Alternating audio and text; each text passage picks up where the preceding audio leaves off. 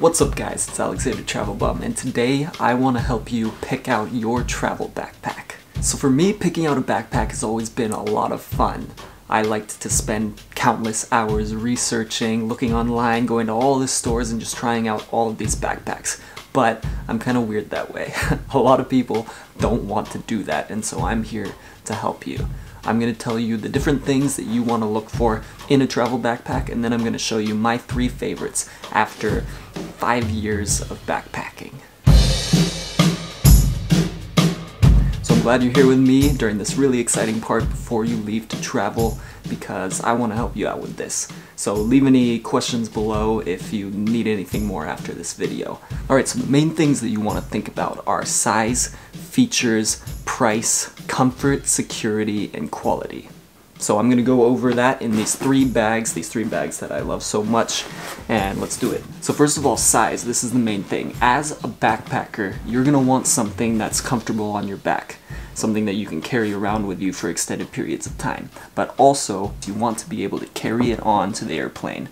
So typically, you're going to want something around 40 liters to carry on, where they won't ask any questions. This is the Pneumatic. A bag like this is 40 liters exactly. This one is the mother load, and this one is actually 45 plus 10 or 15.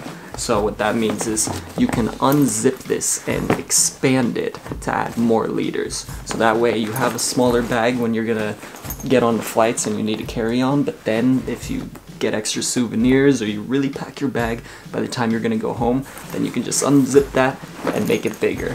All of my bags and my travel gear is gonna be linked below if you want to check any of it out. So then this is the Red Wing 50. 50 is about as big as I want to go if I want to try to carry a bag on. So next is the extra features. So this is just the extra bells and whistles that might be on some of these bags. Not all of them are going to have it, some of them are very basic, but things like this, like the Pneumatic here has a shoe compartment at the bottom, which is one of my favorite parts of this bag. So you open it up and you can put your shoes in there to keep them separate from your clothes. And then this one has the zipper where you can expand it and get more out of it. The back is also very comfortable. It has this mesh padding and everything. So just these extra features that you want to look out for. Alright, so the next really important thing is the comfort of the bag. You want it to be comfortable. And you don't just want it to be comfortable while it's on your back, I mean that's a given, but also for getting things out and putting things in. So the backpacks that I always get are always front loading. So that means that you don't just open it up from the top like most backpacks. 99% of backpacks will be this way, where you have to open it just from the top and you have to reach down and grab your stuff at the bottom. You have to pull everything out, put it all over the room, and that just, I will never do that again. I will only travel with a front-loading backpack, which means it opens fully or almost fully like a suitcase. And that just makes everything easier and makes your travel way more comfortable. And obviously the second part is how comfortable it is on your back. So the Peltier Red Wing here, as you can see, has amazing comfort at the back. So you have all of this padding, you have this mesh, so the air can pass through behind and you won't sweat everywhere. And you'll see in these other bags that they don't have all that mesh and all that padding. So it's not as comfortable in the back, it's just like a school backpack might be. But that's totally fine for most people. I actually travel with this, the Pneumatic now, and it's totally good. You want your bag to be comfortable enough so you can have it on your back while you're going through the airport, and you aren't just dying to take it off your back. Some people I see this, they get a huge bag that's way too heavy, or they just don't get the right bag for their body, and they take it off every second that they get, and that's just very annoying, and that doesn't lead to a comfortable travel experience. Alright, security. This is not a huge thing, but it's a nice added bonus if you get some of this for peace of mind.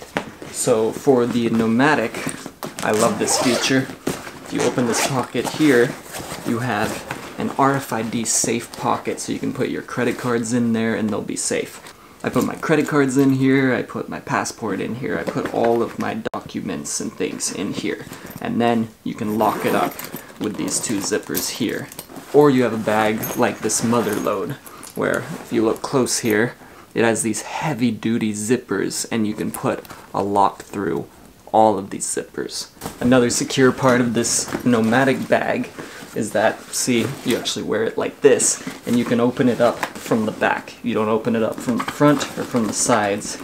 So it can't be opened by other people while you're walking around. You have to actually take it off to get to the back. I have another video that's all about these 3 backpacks, my favorite backpacks and ones that you should really check out. So click that video after this one. Alright, next is quality. Quality is kind of obvious. You want to have good materials. You might have waterproof materials like this bag and heavy-duty zippers like this. This one, the Red Wing, it's by Kelty, which is a known brand. They've been known and tested for years, and this whole thing is just really good quality, especially look at the back here, all the materials they use in that. So you just want to make sure that your bag isn't going to fall apart. And if you spend less than, say, around $100 on a bag, if you get the $50 or the $30 ones, they're probably going to break on you at some point. Alright, one thing I forgot to mention is style. Of course, this shouldn't matter too much to most of you, but a sleek design, a minimal design is nice. It's just nice to have, so you don't have all of these straps and all of these things coming off. And if you could get something that's black or gray or brown or something that's not going to stand out so much, if you get a red or a neon yellow bag, you stand out a lot as a tourist. If you wear something like this, you look more like you're just wearing a backpack, and so your bag isn't going to be targeted so much, especially when you put it at the bottom of buses and you just have a bag that doesn't stand out from the crowd. It's less likely to get stolen. Not that that's really a problem. It does happen. It's never happened to me, but I do use bags that don't stand out. So alright, the price. Price is self-explanatory. I mean, you don't want something that's going to cost a ton. But there is kind of a minimum. Like I just said, you don't want to go below $100 for a backpack, or you're probably gonna need to get a new one soon. This Motherload right now, it's around $100. It's usually somewhere around $100. So that's a pretty good price point. Kelty Red Wing, this is typically around $150, which is probably the average for backpacks like this. And then the Pneumatic. This one is the most expensive at around $250 right now, I believe. But I have a promo code below, so if you use that, you'll get 10 or 20% off. I'm not sure. But this is a really great bag, and this one is my favorite of all bags that I've ever had. So check that out below. Alright, so those are the 6 or 7 things that you want to check out when you're looking for a backpack. Again, I have that other video that links to all of these backpacks. They're also linked below so you can take a look at them, but I go into more detail if you watch that other video. And ask me any questions below and I will answer them as honestly as I can. And I will see you in the next one. Hey, thanks for making it all the way through this video. Hit subscribe to follow the adventure, because I'm traveling all over the world and I'm sharing it all with you. And then click one of these videos to keep watching. Thanks.